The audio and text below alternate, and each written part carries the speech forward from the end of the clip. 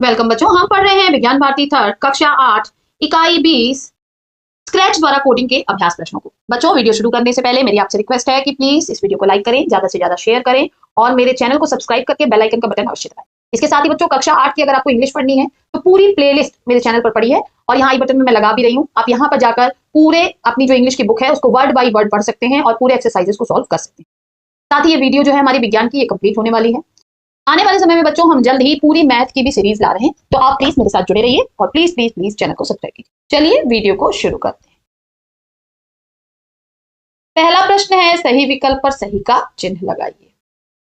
Scratch क्या है? Block आधारित प्रोग्रामिंग प्लेटफॉर्म, खेलने का तरीका, एक नोटपैड, एक प्रोग्राम। तो राइट आंसर क्या हो जाएगा? ऑप्शन ए, ब्लॉक आधारित प्रोग्रामिंग प्लेटफॉर्म। नेक्स्ट हमसे कह रहा है कंडीशनल्स किसे कहते हैं? जब किसी कार्य का पूरा होना किसी विकल्प के चुनने पर निर्भर करता है, जब कोई कार्य किसी विकल्प पर निर्भर नहीं करता है, ए बी दोनों या कोई नहीं। तो राइट आंसर हो जाएगा ऑप्शन ए, जब किसी कार्य का पूरा होना किसी विकल्प के चुनने पर निर्भर करता है, इसे हम कहते हैं कंडीशनल्स। तो इफ ब्लॉक का उपयोग किस लिए करते हैं? तो इफ ब्लॉक का उपयोग बच्चों हम निर्णय लेने के लिए करते हैं। ऑप्शन सी जो है ये हमारा सही हो जाएगा। द स्क्रैच में वेरिएबल क्या होते हैं? तो स्क्रैच में वेरिएबल क्या होते हैं? वैल्यू को हटाने के लिए, वैल्यू को स्टोर करने के लिए, दोनों या कोई नहीं। तो दोनों ही कार्यों के लिए होते हैं बच्चों, इसलिए ऑप्शन सी हमारा सही हो जाएगा। नेक्स्ट हमसे कह रहा है कि वेरिएबल का मान देने के लिए किस ब्लॉक का प्रयोग किया जाता है? तो वेरिएबल का मान देने के लिए बच्चों सेट ब्लॉक का प्रयोग किया जाता है। ऑप्शन ए सही हो जाएगा। ठीक है, चलिए सेकेंड, सही व गलत कथन को चुनिए। ए का फॉरएवर लूप का प्रयोग किसी लूप को लगातार चलाने के लिए किया जाता है। बिल्कुल सही है बच्चों। अगर हमको कोई काम बार बार कराना है अपने स्प्राइट से तो हम उसके लिए फॉरएवर लूप का प्रयोग करेंगे। ख, हमारे द्वारा दी गई कंडीशन गलत होने पर एल्स ब्लॉक एग्जीक्यूट होता है। बिल्कुल सही है, एल्स ब्लॉक एग्जीक्यूट होता है।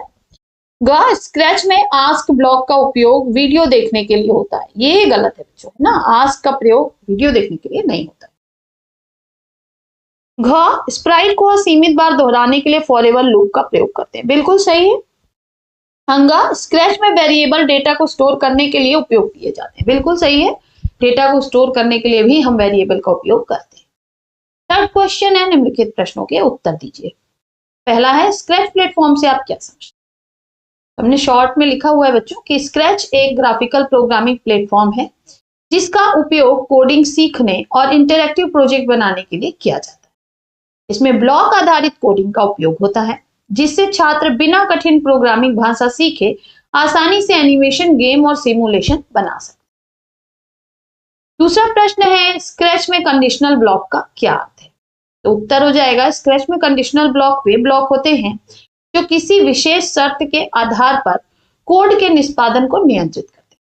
ठीक है, ये अगर तो या अगर तो अन्यथा, है ना, if then else, if else और इफ देन एल्स लॉजिक पर काम करते हैं। उदाहरण, यदि किसी चरित्र को कोई विशेष कुंजी दबाने पर आगे बढ़ना है तो कंडीशनल ब्लॉक का प्रयोग किया जाएगा। इससे प्रोग्राम को निर्णय लेने की क्षमता मिलती है जिससे इंटरैक्टिव प्रोजेक्ट्स बनाए जा सकते। थर्ड है, स्क्रैच में वेरिएबल का क्या उपयोग है? उत्तर है, स्क्रैच में वेरिएबल का उपयोग किसी संख्या, पाठ, अन्य डेटा को संग्रहित करने के लिए किया जा सकता है। वेरिएबल्स का उपयोग स्कोर, टाइमर, स्पीड या अन्य मान को ट्रैक करने के लिए किया जाता है।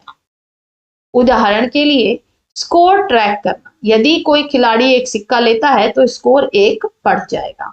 तो इसके लिए हम किसका उपयोग करेंगे? वेरिएबल का। ठीक है, चलिए नेक्स्ट कह रहा है कि निम्नलिखित ब्लॉक किस ग्रुप के अंतर्गत आते हैं? फर्स्ट है, फ्लैग ब्लॉक डैश ग्रुप के अंतर्गत आता है। तो फ्लैग किस में आता है? इवेंट में आता है बच्चों।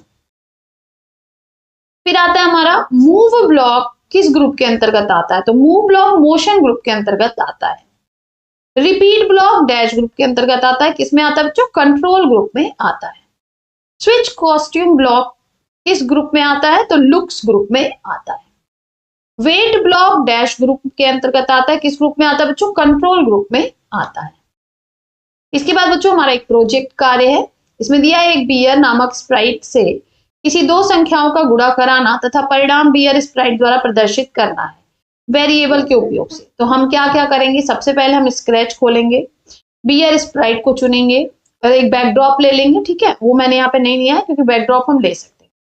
वेरिएबल तो 3 वेरिएबल्स बनाएंगे, ठीक है, नंबर 1, नंबर 2 और रिजल्ट। उसके बाद हम कोडिंग शुरू करेंगे। सबसे पहले हम इवेंट से व्हेन ग्रीन फ्लैग क्लिक को लेंगे। सेंसिंग से हम ask number 1 value and weight वाला कॉलम लेंगे, ठीक। वेरिएबल से हम फिर सेट लेंगे और नंबर 1 टू आंसर, ठीक, नंबर 1 को सिलेक्ट कर लेंगे। फिर सेंसिंग से हम आस्क लेंगे नंबर 2 की वैल्यू और वेट करेंगे। फिर वेरिएबल से हम सेट नंबर 2 को वैल्यू देंगे। फिर हम ऑपरेटर में जाएंगे और वहां पे नंबर 1 इंटू नंबर 2 और सेट से रिजल्ट 2 करेंगे number 1 into number 2 set block से, ठीक है। फिर हम लास्ट में जाएंगे लुक्स पे और से कहेंगे ज्वाइन गुणा का परिणाम बराबर रिजल्ट फॉर 4 सेकेंड। उसके बाद क्या होगा, बीयर हमारा जो है वो परिणाम को रिप्रेजेंट करेगा। तो बच्चों यहाँ पर हमारा ये वीडियो जो है वो समाप्त होता है। फिर मिलेंगे नेक्स्ट वीडियो में कुछ और प्रश्नों के साथ। तब तक के लिए पढ़ते रहिए, आगे बढ़ते रहिए और अंत में एक बार फिर आपसे रिक्वेस्ट है कि प्लीज इस वीडियो को लाइक करें और ज्यादा से ज्यादा बच्चों शेयर कीजिए। बाय बाय बच्चों।